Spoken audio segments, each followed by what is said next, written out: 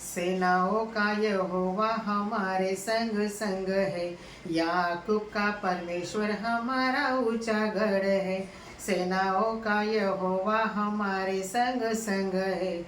याकूब का परमेश्वर हमारा ऊंचा गढ़ है। जिसने आकाश बनाया, जिसने पृथ्वी बनाई हो, जिसने आकाश बनाया, जिसने पृथ्वी बनाई, वो सर्वशक्तिमान प्रभु है।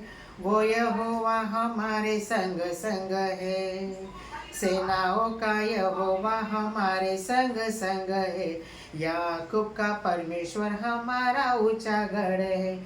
सेनाओं का यहोवा हमारे संग संग है।